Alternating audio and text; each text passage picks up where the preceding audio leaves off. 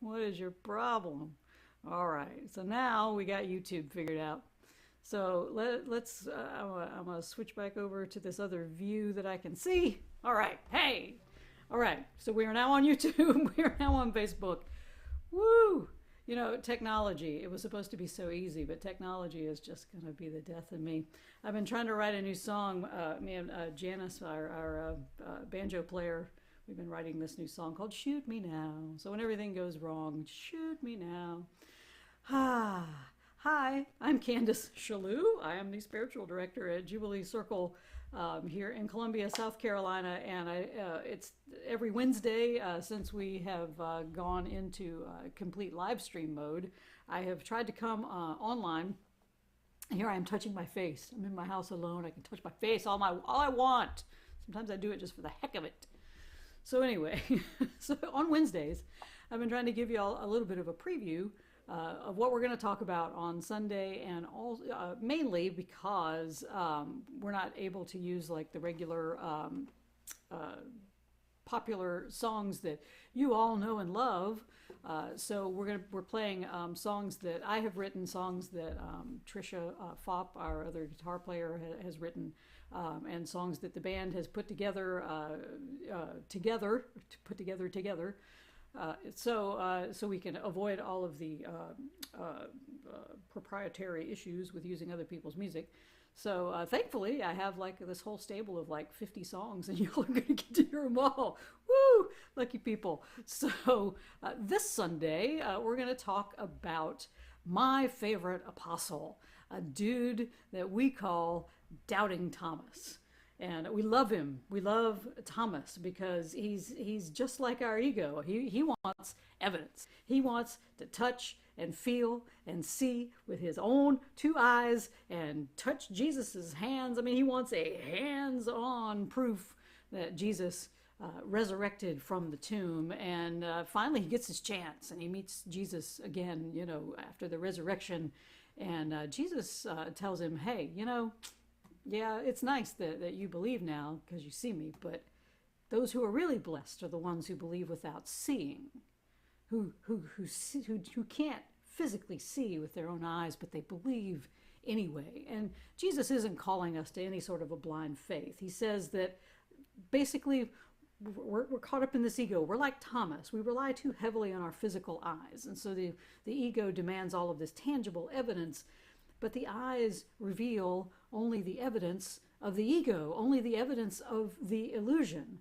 We're blessed, Jesus says, when we believe in the true realm of God, which lies out beyond the ego. It lies beyond our dualistic physical vision. So this Sunday, we're going to get into the flow of belief. Our theme for the Via Transformativa has been go with the flow, because right now we really have no other choice. We're all having to go with the flow as we sequester at home, as we keep our physical distance, and we explain every single cough. And that was just a tickle in my throat. So this Sunday we're going to get into the flow of belief. We're going to learn how it can be our lifeline during this time of uncertainty. What our physical eyes are telling us isn't really the truth of our situation. Instead, Jesus is inviting us all into this holy relationship with God and with ourselves and with each other as we seek to create this new and more generous and loving world.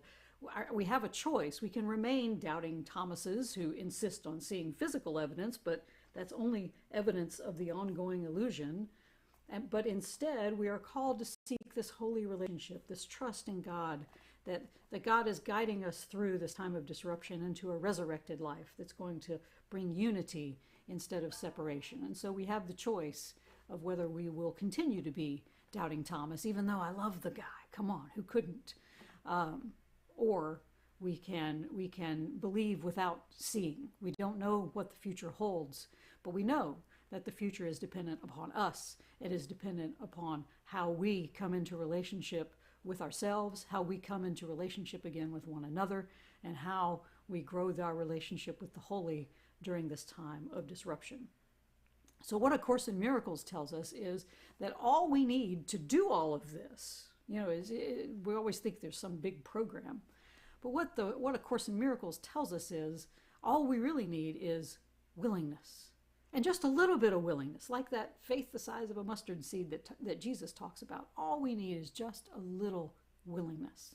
A little willingness to see differently, a little willingness to live differently, a little willingness to be and do and move in this world differently than we have in the past. And so our first song coming up this Sunday will be a song I wrote back in 2017, and it was inspired by A Course in Miracles and by this idea of just being willing. And oddly enough, it's called Willing. So this will be our opening song, so you're a little bit familiar with it when we get there on Sunday. Technology Gods Willing. 2, 3, 4.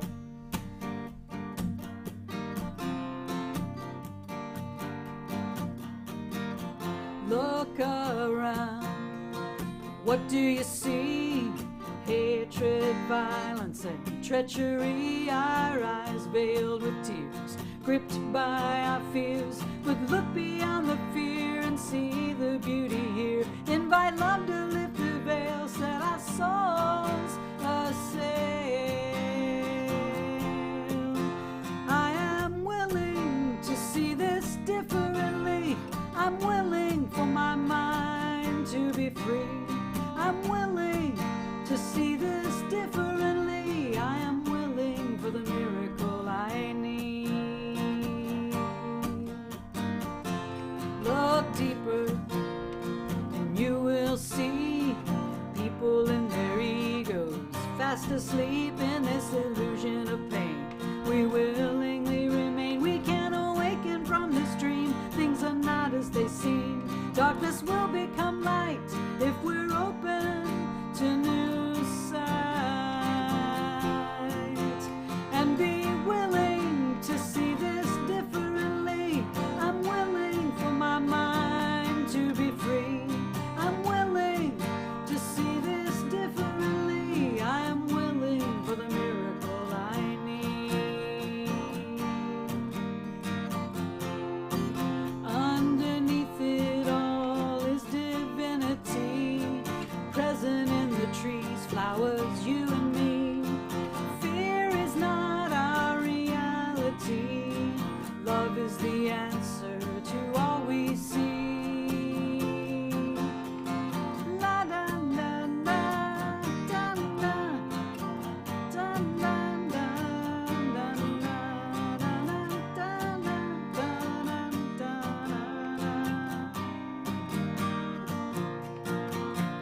I am willing to see this differently. I'm willing for my mind to be free. I'm willing to see this differently. I am willing for the miracle I need. I am open to the miracle I seek.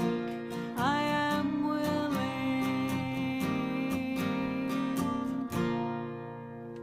All right, so there's your opening song called Willing, based on the idea that all we need is a little willingness if we want to see this new world that we are trying to bring into existence in the wake of all of this disruption that we're all living through. And of course, one of the consequences of what's going on in the world is that a lot of people are losing their jobs. A lot of people are losing places to live. A lot of people never had places to live. This is uncovering a lot of the inequity, a lot of the inequality within our systems. And of course, our systems are egoic systems, and so they benefit a few, while many of us are suffering. And this pandemic is laying bare a lot of the problems that we have in our egoic systems, in the way we have set up our world, in the way we have agreed that this world should be run. And now we have the opportunity to make a different agreement. Now we have an opportunity to see the world differently if we're willing to stop using our physical eyes like doubting Thomas, and we are willing to see beyond the systems that we have created, the systems that we think are normal. They're not normal. They're abnormal. They're miscreations. They're abuse of our power. They're abuse of our creative power. And now we have the chance. This pandemic is giving us a chance to reassess our power, to reassess how we want this world to be. And it has uncovered just how mean, just how greedy and awful our egoic systems can be. And now is the time that we can recreate this world. In the meantime, however, there are people who are in need.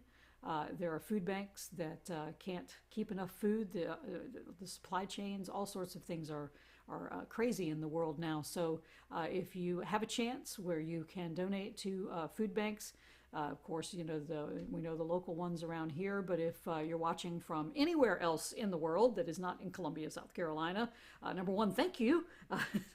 Welcome. It's nice to have you along. But there is a website that I have been told about by someone I love very much called Feeding America. So if you do a search on the Google for Feeding America and you go to that website, you can look up food banks that are in your area.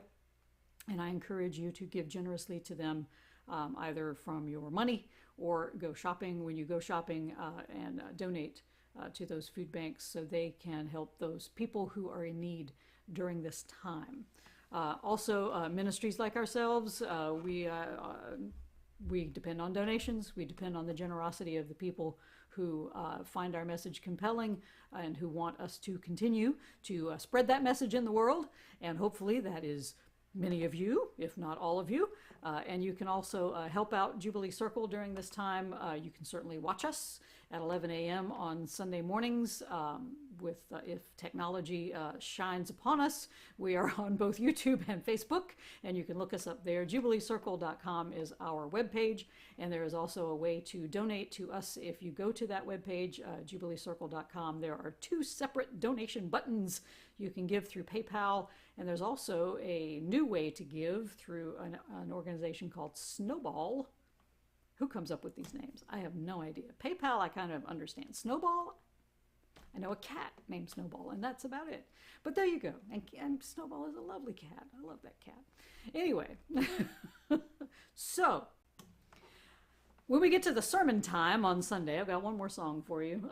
We're going to sing a song that I wrote in 2017, February of 2017, just after the reality of 2016 was sort of setting in. And I had to sort of reaffirm some of my own beliefs. And I had been listening to a man named Brian McLaren, who is a lovely and wonderful theologian. And he talks about how we arrange ourselves in power in this world. And usually it's an us and a them. There's power over others. There's power away from others. There's power, in any sort of way we set up our power structures in this egoic world. There's an us and there's a them. But he says that Jesus's power structures, the way he was setting up the world and trying to set up the world and trying to teach us to set up the world, was where there is no us and them. Instead, the power structure that we're seeking, and hopefully the power structure that can come out of this pandemic, is what he called some of us for all of us. Jesus talks about a remnant. Jesus talks about people who are enlightened, people who get it, people who have seen beyond what their physical eyes show them, to a world that is holy, to a world that is full of holy relationships. And because they can see that world, they are striving for that world, and not just for themselves, but it's some of us. It's that remnant who gets it, that understands, that no longer sees with the physical eyes like Thomas, and can see beyond. It is some of us for all of us, because there is no us in them. The song is called I Believe.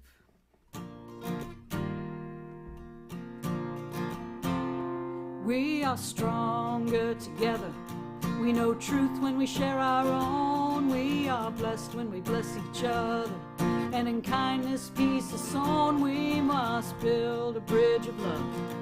Tear down the walls of hate. Invite everyone to the table to see the world that we create. I believe, I believe, I believe that there's no us and them. I believe that it's some of us for us all. There is no chasm too wide, or a hatred so great that we can't bridge together, bring in love instead of hate. There is no heart so blind that it cannot see the light that shines so deep within, loving all with all its might. I believe, I believe, I believe that there's no us and them. I believe that it's some of us for us all. Your silence will not save you. Sing and raise your voice. We must come together. There is no other choice. La la la, la la la la la la. Na na na na na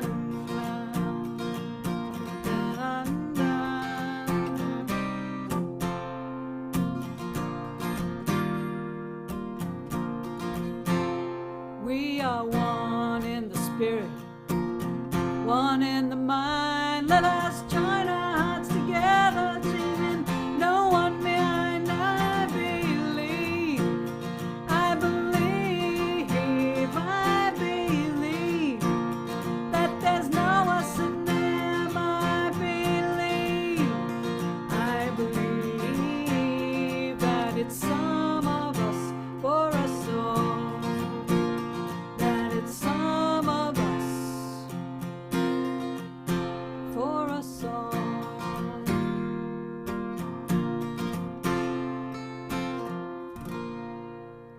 And that will be our sermon song coming up this Sunday, April 19th, 2020, when we convene for Jubilee Circle's celebration. I hope that you will join us. It will be at 11 a.m. on Sunday morning, right here on YouTube and on Facebook. Please pray for us, cross your fingers, that it goes off without a hitch. And please, during this time, love each other, support each other, be there for each other however you can. Shout out to my friend Julie and her daughter Jess, who came over and brought me a mask today. We socially distanced while that was happening, but it's nice to have people who are thinking about you. It's nice to have people who are taking care of you. So please do that, be that for one another. This is what we need, and that is part of what a holy relationship is all about. We're not trying to get anything from one another. We're not trying to compete or beat each other out. We're just trying to be there for each other. We're trying to be that some of us for all of us. And that is all that we can do right now. All that we can do right now. So please be safe. Take care of one another. Love each other. Because once this is all done and we create that better dream, that happier dream, that world